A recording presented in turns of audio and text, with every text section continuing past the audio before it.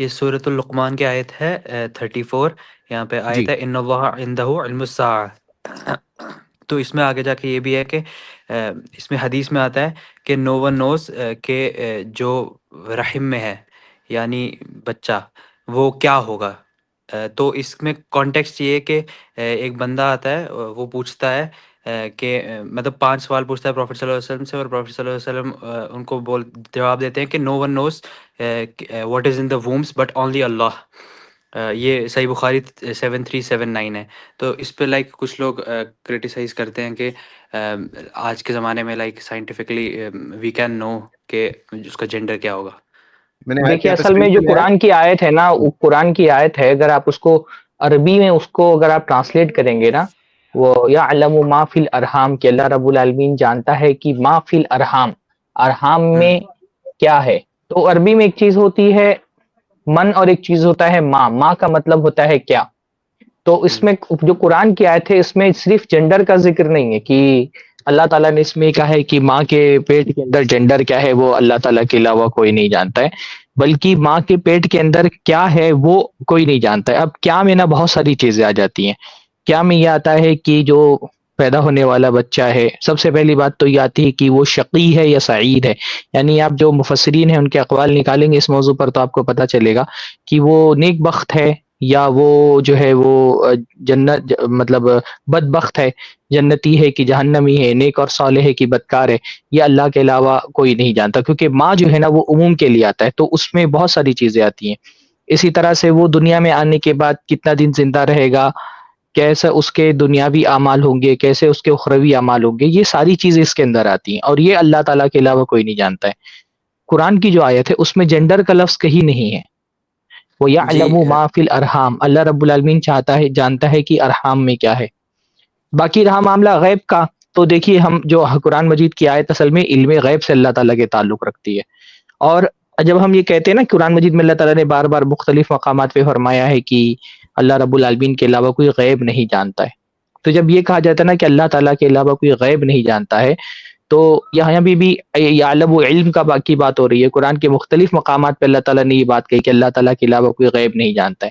تو غیب نہیں جاننے کا مطلب یہ ہوتا ہے کہ بغیر کسی وسیلے کے کوئی غیب کا علم نہیں حاصل کر سکتا ہے. اگر کسی وسیلے کے ذریعے سے کوئی غیب کا علم انسان حاصل کر لے تو اس کو علم غیب نہیں تعبیر کرے گا، اس کو علم غیب سے تعبیر نہیں کیا جائے گا. مثلاً میں یہاں پر بیٹھ کر کے نہیں جانتا کہ لنڈن میں کیا ہو رہا ہے، لیکن اگر میں کسی سے رابطہ کروں اور وہ بتا دے کہ لنڈن میں اس طرح کے صورتحال پیش آ رہی ہے، ایسا موسم ہے، یہ حادثات پیش آئے ہیں، تو یہ میں نے ایک ذریعے کے ذریعے سے اگر کسی غیب کی خبر کا علم حاصل کر لیا ہے تو اس کو علم غیب نہیں کہا جاتا ہے. تو دو چیزیں، پہلی بات تو یہ ہے کہ یہ جو آیت ہے یہ عام ہے، اس میں صرف جنڈر کا ذکر نہیں ہے، بلکہ اللہ تعالیٰ نے فرمایا ہے کہ جو ماں کے پیٹ میں ہے وہ نہیں جانتا. ماں کے پیٹ میں جو ہے وہ رہنے والا بچہ جنتی بنے گا، جہنمی بنے گا، نیک اعمال کرے گا، برے اعمال کرے گا، وہ کتنے جیے گا، اس کا رزق کیا ہوگا اور کہاں رہے گا، یہ ساری چیزیں اللہ کے علاوہ کوئی نہیں جانتا ہے. پہلی بات تو یہ. دوسرا، یہاں پہ علم سے مراد علم غیب ہے، اور علم غیب کسی چیز کو اس وقت کہا جاتا ہے جب بندہ بغیر کسی وسیلے کے جان لے غیب کا علم، تو اس کو علم غیب کہا جاتا ہے. تو جو کسی وسیلے کے ذریعے سے کسی غیبی امر کو جان لے اس کو علم غیب نہیں کہا جائے گا، اگر کسی ذریعے سے اگر وہ کسی چیز کا علم حاصل کر لے تو. جی زید بھائی آپ کچھ بولنا چاہ رہے تھے. جی، تو جیسے آپ کے سوال کا جواب تو آ گیا شیخ سرفراز نے جو کہا. دیکھیے ہمیں کیا دیکھنا چاہیے سوال میں نا، کبھی کبھار ٹرانسلیشن سے سوال آ رہا ہوتا ہے، آپ کو اوریجنل عربک میں جا کے دیکھنا چاہیے. وَيَعْلَمُ مَا تَغِيضُ الْأَرْحَامُ إِلَّا اللَّهُ. اب یہاں پہ ترجمہ کرنے والے نے یہ لکھا ہے کہ کوئی نہیں جانتا جو بچے کا جو بچہ جو ہے جو ماں کی کوکھ میں ہوگا اس کا جینڈر، جو سیکس جو لکھا ہے، یعنی کہ مذکر ہوگا، مؤنث ہوگا، لڑکا ہوگا، لڑکی ہوگی، تو یہ نہیں جانتا. یہ ترجمہ کرنے والی کی بات ہے. لیکن جیسے میں آپ کو خود بتا رہا ہوں، آپ کبھی ایسا سچویشن ہو نا تو آپ جا کے کچھ نہیں تو آپ بیسک سے بیسک ٹول بھی میں آپ کو ایک آپ کی تسلی کے لیے، تاکہ ہم لوگ سے بول رہے ہیں ایسی بات نہیں ہے کہ آپ سے میری بات مان لو، آپ یہ گوگل ٹرانسلیٹ میں دیکھیے، سیم وہی جملہ گوگل ٹرانسلیٹ کیا کہہ رہا ہے. ہاں، اس کے اندر جینڈر کی بات ہی نہیں ہے، وہاں پہ بھی وہ بریکٹ میں ہے، یعنی کہ جو کوک چھپاتی ہے کیا ہے وہ، یعنی نیک ہوگا، صالح ہوگا، برا ہوگا، ہاں وہ ساری چیزیں جو ہے وہ چیز کے کون ہے، کیا ہے، کیسا ہوگا، نیک بخت ہوگا، بدبخت ہوگا، نیک کام کرے گا، برے کام کرے گا. تو یہ جواب تو کئیوں بار دیا بھی گیا ہے یعنی کہ آسان جواب سوال ہے اور آسان جواب ہو گیا. ٹھیک ہے، یہ میرے جواب یہ کو تسلی تو ہو گئی نا آپ کو, اس کا جواب مل گیا نا؟ جی وہ جو علم غیب کی بات کی اس سے تسلی ہوگی، ہاں باقی جی, میرے کو ایسے نارملی پتہ تھا۔ نہیں ماں سے وہ دوسرا، بات آتی ہے جی. ہاں کیری آن جی. ہاں دوسرا سوال میں کلیئر، ایک عقیدے کے سینس میں، لائک میں نے ایک کرسچن، ایک انگلش کرسچن ڈبیٹر کو سنا تھا، جی وہ کہہ رہا تھا کہ صحیح بخاری میں حدیث ہے 4830، تو ہاں ہاں اس میں وہ کہہ رہا تھا کہ اللہ کے صفات ہوتے ہیں نا، لائک اللہ ہیز ہینڈز وغیرہ، تو وہ کہہ رہا تھا اللہ ہیز لائنز۔ اوکے ٹھیک ہے اگر آپ یہ اوپن کر دیں 4830 صحیح بخاری۔ ٹھیک ہے. تو سوال کیا؟ اوکے تو آپ کا سوال میں سمجھ کیا گیا کیا جو بھائی نے اللہ ہے اللہ آپ ہے چلو. لائنز، جی ایک بولیے ایک بتائیے. حدیث آتی ہے نا، امرت ان اقاتل الناس حتی یقول اشہد ان لا الہ الا اللہ، وہ آپ کو ٹھیک پتہ ہے. ہوگی کہ اس پہ لائک اس کا کیا مطلب ہے کہ مجھے حکم دیا گیا کہ میں قتال کروں، کہ جو کہ جب تک لا الہ نہ کہیں۔ ٹھیک ہے, اس کے اندر تو قرآن حدیث کو ایز اے ہول لینا ہے, پورا کے پورا قرآن حدیث ساتھ میں لینا ہے. تو جب پورا قرآن حدیث لیں گے تو آپ کے سامنے ایک بات واضح ہو جائے گی کہ لا اکراہ فی الدین, دین میں زور زبردستی نہیں ہے. اور جب مسلمس فوج جو ہوتی تھی, فوج بھی ایک آپشن جو آفر کرتی تھی وہ یہ کہ تم جزیہ آفر پے کرو اور جزیہ پے کر کے اپنی ریلیجیس آزادی مینٹین رکھو. تو پتہ کیا چلا کہ یہاں پر فورس کرنے والی جو فیلنگ جو آپ کو سوال میں آپ کے ہے نا, یہی بات کہہ رہے ہیں نا, فورس کرنا. آپ کا سوال یہی ہے نا؟ جی جی ہاں, تو یہاں جی پر ظاہر سی بات ہے کہ پورا قرآن حدیث ساتھ میں لیں گے تو بات کیا سمجھ میں آتی ہے کہ نبی صلی اللہ علیہ وسلم نے خود ایکسپلیسٹلی منع کیا. لا اکراہ فی الدین کب نازل ہوئی؟ مدینہ میں نازل ہوئی. مکی آیت بھی ہے نہیں, مدنی آیت ہے. اور کس کانٹیکس میں نازل ہوئی؟ جب مدینہ والے اپنے بچوں کو پرورش کے لیے یہودی گھروں میں دیا کرتے تھے. ان کا ایک پرٹیکولر ٹائپ کا وہم تھا جس کی وجہ سے جو وہاں کے جو انصار کے قبیلے تھے, اوس اور خزرج, وہ اپنے بعض بچے جو بیمار پڑے جاتے تھے کہتے تھے کہ اگر یہ بچہ ٹھیک ہو گیا تو ہم اسے یہودی کے گھر میں دے دیں گے پرورش کے لیے. تو ایسے انصار کے کچھ بچے یہودیوں میں پل رہے تھے, بڑے ہو رہے تھے. تو جب ان کے ماں باپ نے اسلام قبول کیے تو ان کے دل میں آیا کہ کیا ہم اپنے بچوں کو بھی کسی طرح سے فورس کریں. تو قرآن کی آیت نازل ہو رہی ہے لا اکراہ فی الدین, اور یہ کانٹیکسٹ بھی ابو داؤد کی حدیث میں ہمیں ملتا ہے. تو یہاں پر یہ معنی تو ہو ہی نہیں سکتی, تو پھر کیا معنی ہے اس کے اندر؟ انہوں نے جو بات کہی آپ نا کچھ اضافہ کرنا کہ چاہتے ہیں؟ ہاں وہ کر مجھے سکتے جی مجھے حکم دیا گیا ہاں میں قتال کروں یہاں تک کہ لوگ لا الہ الا اللہ کی گواہی دیں. تو جی اصل میں یہ بات امکانات کی ہو رہی ہے. جیسے بھائی مسلمانوں میں اگر کوئی کیا نام سے سرکشی کرے, بغاوت کرے, تو اس کے بارے میں حد کا تفیہ الی امر اللہ کہ بھائی ان سے جنگ کی جائے گی یہاں تک کہ وہ اللہ کے حکم تک آ جائیں. تو یہ امکانات کی بات ہو رہی ہے, یعنی جنگ کے امکانات ہو سکتے ہیں, خواہ جو بغاوت ہو خواہ کفر ہو, یعنی جنگ کے امکانات ہیں. لیکن یہ مطلب نہیں ہے کہ ان سے لازماً جنگ کرنا ہے. جب بھی دو قومیں ہوں گی تو ان سے جنگ کے امکانات ہیں. اللہ کے رسول صلی اللہ علیہ وسلم جہاں تھے وہاں پر جو قومیں تھیں آپ کی دعوت کے خلاف تھیں, تو ان سے جنگ کے امکانات موجود تھے. تو جنگ کے امکانات کا موجود ہونے کا یہ مطلب نہیں ہے کہ جنگ لازمی ہے, ضروری ہے. جیسا کہ زید بھائی نے دیگر تشریحات کی, وہ تمام تشریحات کی روشنی میں آپ دیکھ لیں تو یہ جب کئی قومیں ایک ساتھ ہوں گی تو ان کے اندر یہ امکان موجود ہے. جو کسی چیز کو رد کرتا ہے, کسی چیز کا انکار کرتا ہے, اس امکان کی بنیاد پہ اس کو آپ ضروری نہیں قرار دے سکتے کہ اسلام کا یہ منشا ہے کہ زبردستی سب کو مسلمان کرنا ہے یا زبردستی ایسا کرنا ہے کہ سب لوگ اسلام لے آئیں. لیکن یہ بات ہے کہ امکانات موجود ہیں. جب بھی اختلافات ہوں گے تو جنگ کے امکانات بھی موجود ہیں. جی علی بھائی, میں نے نا حقو کا, آپ نے جب کہا نا حق یا حقو, یہ لفظ میں نے لغت میں اٹھا کر کے دیکھا کیونکہ وہ جو انگلش ٹرانسلیشن تھا اس کو مجھے اعتماد نہیں تھا, تو میں نے سوچا کہ جو اس کا بیسک وہ ہے. تو حقو یا حقو کا جو معنی الگ الگ علماء نے لکھا ہے وہ ہے کمر کا لفظ آیا ہے. شرمگاہ کا لفظ تو کسی نے بھی ترجمہ نہیں کیا ہے, پتہ نہیں ہے کس نے آپ کو بتایا کہ یہاں پہ حقو یا حقو کا مطلب شرمگاہ ہے. جیسے مختلف الفاظ آئے حدیث کے اندر, جیسے ایک لغت ہے لسان العرب, اس میں کہا جاتا ہے, اس میں ایک ہے کہ الحقو الخاسرہ, حقو کہتے ہیں کمر کو, اور اس کو وہ بتاتے ہیں وہ یقال شد ازارہ علی حقویہ, کی کہا جاتا ہے کہ اس نے اپنی ازار یعنی اپنی جو تہبند ہوتی لنگی اپنے کمر پر باندھ لی. تو حقو کا لفظ الحق و موضع مصباح المنیر, المصباح المنیر الفیومی کی ہے, اس میں انہوں نے حقو کا ترجمہ کیا ہے الحق موضع شد الازار وهو الخاصرہ، کہ حق وہ کہتے ہیں ازار باندھنے کی جگہ کو، اور وہ کمر اس سے مراد ہے. اور بہت ساری میں نے جو لغت دیکھی. اچھا نہ صرف یہ کی لغت، بلکہ اس لفظ کے ساتھ ایک لفظ اور وارد ہوا ہے، الحجزہ. بحجزت الرحمن بھی بعض مقامات پر آیا، اور حجزہ کا بھی مطلب ہوتا ہے کمر کا کنارہ، یہ جو دونوں پہلو ہوتے ہیں کمر کے، اس کو کہا جاتا ہے. تو یہ اللہ تعالیٰ کی صفات میں سے ایک صفت ہے. پہلی بات تو یہ کہ اس پر تھوڑا سا اختلاف ہے، بھی وہ دیکھنا پڑے گا کہ کیونکہ حدیث کے الفاظ بہت مختلف ہیں، تو اس لفظ کے ثبوت کے بارے میں تھوڑا سا محدثین کے یہاں جو ہے نا اختلاف ہے کہ حق یا حق کا لفظ حدیث کے اندر ثابت ہے کہ نہیں ثابت ہے. لیکن ہم یہ مان لے رہے ہیں کہ ثابت ہے، کیونکہ بہت سارے محدثین نے اس کو ثابت مانا ہے. تو اس سے زیادہ یہ پتہ چلتا ہے کہ الحق یعنی کمر اور خاصرہ یہ اللہ تعالیٰ کی، جیسے ہم ہاتھ مانتے ہیں، اللہ تعالیٰ کا چہرہ مانتے ہیں، اللہ تعالیٰ کا پیر مانتے ہیں، ویسے اللہ تعالیٰ کے لیے اس سے کمر کا ہونا بھی ثابت ہوتا ہے. لیکن اس سے مجھے نہیں سمجھ میں آیا کہ کس نے آپ کو بتا دیا کہ اس سے شرمگاہ مراد ہے. اس سے شرمگاہ نہیں مراد ہے، اس سے کمر مراد ہے. اور جو حدیث کے الفاظ بھی ہے نا، کسی سے اگر آپ کو کوئی چیز چاہیے ہوتی ہے تو آپ اس کا شرمگاہ پکڑ کر کے تھوڑی نہ مطالبہ کرتے ہیں نا. تو الحق یا الحق عام طور پہ کیا ہوتا ہے، کمر پکڑ لینا ہوتی ہے کسی کی. تو الحق یا الحق دونوں طرح کے الفاظ لغت کے اندر موجود ہیں، اور اس کا معنی کمر ہے، شرمگاہ نہیں ہے اس کا معنی. ٹھیک ہے. اور جو دوسرا سوال تھا نا، میں وہ حدیث بھی سامنے لے آتا ہوں. یہ بات تو سمجھ گئے نا آپ جواب. اور جیسے اللہ کی تمام صفات اللہ کے شایع نشان ہے کہ پاؤں جو ہے، جیسے مثال کے طور پہ قدم، تو قدم جو ہے چینٹی کے بھی ہوتے ہیں اور ٹیبل کے بھی پاؤں ہوتے ہیں، ہمارے بھی پاؤں ہیں، ہاتھی کا بھی پاؤں ہے. یہ مخلوق کی بات ہو رہی ہے، خالق کی بات ہی نہیں ہے.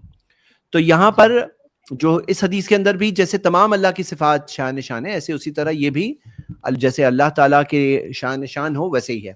اب آتے ہیں آپ کا دوسرا سوال، جو یہ آیت جو حدیث. پہلا سوال کلیئر ہو گیا، یہ دوسرا سوال جو تھا آپ کا کلیئر ہو گیا. اس پہ ایسے پوچھ رہا تھا کہ جیسے امام بغوی کا میں نے بتایا تھا کہ ان نے اس کی تعویل کی ہے، تو وہ جائز ہے کیا؟ جائز ہوگی کیا؟ کون سی تعویل نہیں، کی؟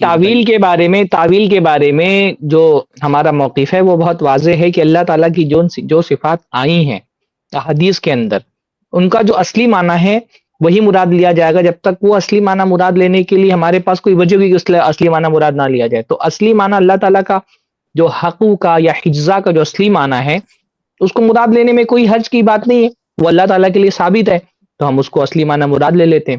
بعد کے ادوار میں آپ دیکھیں گے اس طرح کی ویسے اللہ کے نبی صلی اللہ علیہ وسلم کے زمانے میں یا صحابہ کے زمانے میں نہیں ہوئی. صحابہ نے ان لفظوں کا جو اصلی معنی تھا وہی مراد لیا. یہ بعد میں آ کر کے اختلاف شروع ہوا، جب جو اہل کلام تھے، فلسفی حضرات، ان کی کتابوں کا ترجمہ ہوا، اللہ تعالیٰ کی ذات میں بہت زیادہ عقل سے گفتگو کی جانے لگی، تب یہ بحثیں شروع ہوئی کہ بھائی نصوص میں تو ید کا لفظ آیا ہے، نصوص میں اللہ تعالیٰ کے لیے وجہ کا لفظ آیا ہے، نصوص میں اللہ تعالیٰ کے لیے پیر کا لفظ آیا ہے. تو اب انہوں نے اپنی عقل سے اللہ تعالیٰ کے لیے جو ذات تصور کی تھی، کیونکہ نصوص ان کی عقل سے طے شدہ اللہ تعالیٰ کی ذات کے موافق نہیں تھے، تو انہوں نے بجائے اس کے کہ اپنی عقل کو نصوص کے موافق کرتے، انہوں نے کیا کوشش کی کہ چلو ایسا کرتے ہیں، نصوص کی تعویل کر کے اپنے عقل کے موافق اللہ کو بناتے ہیں. اس وجہ سے اہل سنت میں اور ان کلامی فرقوں میں جو فلسفی حضرات تھے ان میں اختلاف ہو گیا کہ انہوں نے کیا کیا، انہوں نے اللہ تعالیٰ کو جاننے کا جو بیسک سورس تھا وہ اپنے دماغ کو بنایا، اور نصوص میں جو صفات آئے تھے وہ اپنے دماغ کے حساب سے، اگر ان کے دماغ نے اس کو قبول نہیں کیا تو اس کی تعویل کرنا شروع کر دی. ہم کہتے ہیں اللہ تعالیٰ کو جاننے کا جو بیسک سورس ہے وہ قرآن و حدیث ہے. اگر ہمارے عقل میں وہ بات نہیں آ رہی ہے تو ہماری عقل کو ہم کو اللہ تعالیٰ کے سامنے جھکا دینا ہے، نصوص کے سامنے جھکا دینا ہے. تو اصل مسئلہ یہ ہوا نا کہ جو لوگ تعویل کیے، جن لوگوں نے بعد میں تعویل کی، اس لیے انہوں نے تعویل کی کہ ان کے حساب سے یہ صفات اللہ تعالیٰ کی شایع نشان نہیں تھی. اور جیسا کہ ہم نے بھی جواب دیا کہ ہم ان صفات کو ان کے اصلی معنی میں مانتے ہیں، اللہ جیسا اللہ تعالیٰ کے شان نشان. جیسے اللہ تعالیٰ کے چہرے کے بارے میں ہم کہتے ہیں کہ اللہ تعالیٰ کا چہرہ ہے، پر وہ چہرہ مخلوق کی طرح نہیں ہے، اللہ کے شایع نشان ہے. اللہ کے ہاتھ ہیں، اور وہ ہاتھ مخلوق کی طرح نہیں، جیسا اللہ تعالیٰ لائق بجلالہ کما یلیق بجلالہ، جیسا اللہ کی شان کو زیب دیتا ہے ویسا اللہ تعالیٰ کا ہاتھ. تو کمر کا لفظ ہم اللہ تعالیٰ کے لیے کہتے ہیں کہ اللہ تعالیٰ کے لیے حق ہے، کمر ہے، لیکن کیسی ہے؟ جیسے اللہ تعالیٰ کی شایع نشان ہے، مخلوق کی طرح نہیں ہے. جی یہ سوال کلیئر ہوا؟ بارک اللہ فیک. ہو گیا نا کلیئر بھائی؟ جی ہاں چلیے. ابھی وہ والا جو آپ نے صحیح بخاری کی جو حدیث جو ذکر کیے تھے نا، اب میں وہ پھر سے اسکرین پہ لاتا ہوں. تو جیسے میں نے ایک بات آپ کے سامنے رکھی کہ ساری آیات حدیث ایک ساتھ میں لیں گے، صرف ایک حدیث کو لے کر کے پورا اسلام وہ ایک ہی حدیث سے ہم اپنے طور پہ استدلال کر لیں کہ یہ حدیث سے ہم یہ بات سمجھ رہی ہیں، تو ہمیں ساری آیات حدیث کو ساتھ میں لینا ہے. تو جیسے ابھی تک جو ذکر ہو چکا ہے لا اکراہ فی الدین اور اس کے کانٹیکسٹ کے تعلق سے جو بات ہے یہ ہو گئی پہلی بات. دوسری بات یہ ہے کہ نبی صلی اللہ علیہ وسلم نے پریکٹیکلی بھی کیا کیا. آپ کو صحیح حدیث ملے گی کہ نبی صلی اللہ علیہ وسلم نے یہ سکھایا, ایک مسلم فوج کو یہ سکھایا کہ اسے 3 آپشنز دینا ہے, اور 3 آپشنز میں سے ایک آپشن جو ہوتا ہے وہ جزیہ والا آپشن. اور جزیہ کیا ہے؟ فریڈم آف ریلیجن ہے, کہ ایک چھوٹا سا ٹیکس دینا ہے سال میں ایک بار, اور دے کر کے آپ اپنے مذہب پر قائم رہو, آپ اپنے مذہب پر قائم رہو, وہ اجازت ہے اس کے اندر. اور اس کے تعلق سے میری جزیہ کی خاص ویڈیو بھی آپ وہ بھی دیکھ لیجئے.